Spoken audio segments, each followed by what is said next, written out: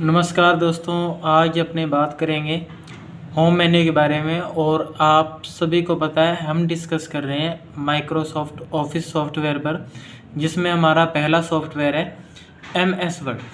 MS word पिछले video में हमने पढ़ा था, फ़ॉन्ट ग्रुप की एक कमांड पढ़ी थी हमने फ़ॉन्ट्स नाम की, जिसके अंदर आपको बताया था कि अगर आपसे क्वेश्चन पूछा जाता है कि एमएस वर्ड का बाय डिफ़ॉल्ट फ़ॉन्ट स्टाइल कौन सा होता है, तो कौन सा होगा? कैलिब्री होगा।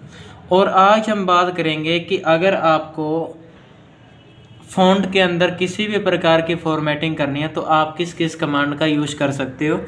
तो ध्यान रखना कि यहाँ पर देखो आगे बारी आती है, हमारे पास में 11 का ऑप्शन आ रहा है, 11 का ऑप्शन दिखाई दे रहा है। अब ध्यान रखना आपको कि ये जो ऑप्शन है ये किसका है? फ़ॉन्ट साइज़ का होता है। देख लो फ़ॉन्ट साइज़। अब क्वेश्चन यहाँ से एक और पूछा जा सकता है कि वर्ड पैड का एमएस वर्ड का बाय डिफ़ॉल्ट फ़ॉन्ट साइज़ कितना होता है, तो कितना होगा? 11 होगा। और अगर ये क्वेश्चन पूछा जाता है कि लिस्ट में मिनिमम फ़ॉन्ट साइज़ कितना होता है, तो मिनिमम देखो कितना है? 8 है, और मैक्सिमम कितना होगा? 72 होगा। अब इसी तरह से अगर मान लो आपको क्या करना है, फ़ॉन्ट साइज़ को बढ़ाना है, तो इसके लिए हम पहले डेटा लिखेंगे इसके अंदर कोई, जैसा कि यहाँ पर डेटा आ चुका है। और अब जितने भी डेटा का आपको फ़ॉन्ट का साइज बढ़ाना है, सबसे पहला काम आपको वो क्या करना है कि उनको आप क्या कर लो? सेलेक्ट कर लो। तो जैसे मैंने डेटा यहाँ से सेलेक्ट कर दी है, उसके बाद आप जैसे फ़ॉन्ट का साइज बढ़ाना चाहते हो, जितना भी करना चाहते हो, वो आप यहाँ से उसको बढ़ा सकते हो। जैसे मैंने कितना कर दिया है? 20 कर दिया। तब देख लो फ़र्क आपको सामने है कि जो ऊपर पहला नंबर पैराग्राफ है उसके अंदर जो फ़ॉन्ट का साइज है वो कितना हो चुका है? 20, और बाकी के अंदर कितना है? 11 है। अगर ऐसा नहीं समझ आता तो आप क्या कर लो, उस पैराग्राफ पर सेलेक्ट कर लो, उस पैराग्राफ को सेलेक्ट कर लो जहाँ भी बदलाव दिखाई दे रहे हैं, वहाँ पर आपको ये बता दिया जाएगा कि किस किस कमांड का यूज हो चुका है। और यहाँ पर देख लो अब आपको ऑप्शन यहाँ पे जो फ़ॉन्ट का साइज है वो कितना है, और इस पैराग्राफ पर जब आप पहुँचते हो तो ऑटोमेटिक फ़ॉन्ट का साइज 11 पर दिखाई देने लगता है।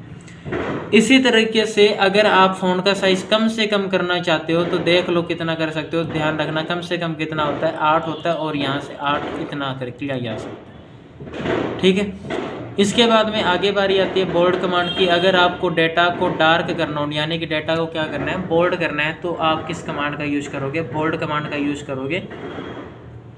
और बोल्ड कमांड का यूज़ करने के लिए अपने क्या करेंगे? डेटा को सेलेक्ट करेंगे पहले, और इसके बाद में बोल्ड कमांड के ऊपर आपको क्लिक कर देना है। तो इससे क्या होगा? आपका डाटा जो रहेगा वो बोल्ड हो जाएगा।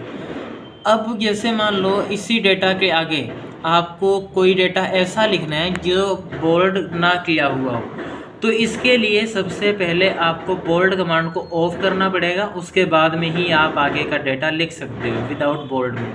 पर अगर आपको आगे का डेटा भी बोल्ड करना है तो आप डायरेक्टली यूज़ कर सकते हो। जैसा कि मैं आगे कोई भी डेटा लिख रहा हूँ, तो आगे देखो आपको जितना भी डेटा ऐड हो रहा है या इंसर्ट हो रहा है वो ऑटोमेटिक किस में है?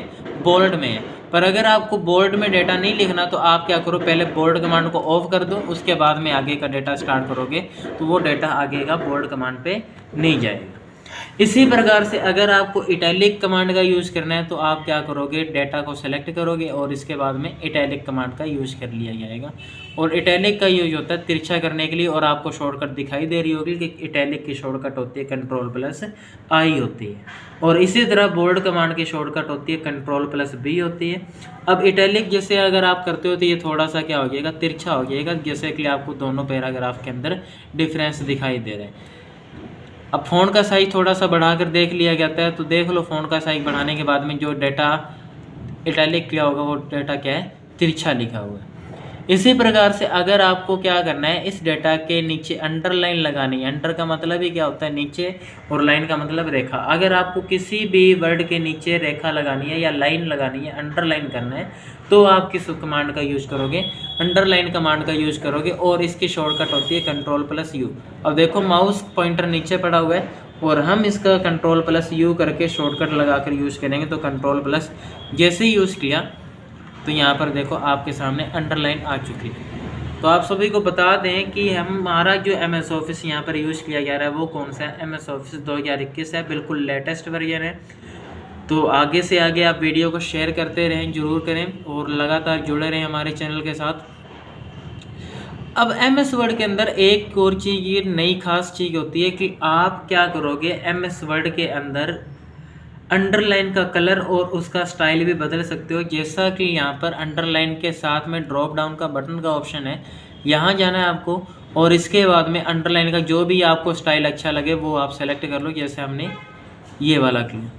और इसके बाद में जो भी अंडरलाइन का कलर करना है, आप अंडरलाइन के कलर का ऑप्शन पे जाओगे और यहाँ से आपको जो भी कलर सेलेक्ट करना हो वो आप कर सकते हो। जैसा कि अब आपको दिखाई दे रहा होगा येलो कलर किया जा चुका है, तो येलो ज़्यादा दिखाई नहीं दे रहा वीडियो के अंदर, तो कलर दूसरा सेलेक्ट कर देते हैं। तो यहाँ से अंडरलाइन का जो कलर है इस बार क्या कर दिया गया, रेड। तो फ़ॉन्ट का साइज बढ़ा के देख लेते हैं कि दिखाई दे रहा है या नहीं, तो देख लो।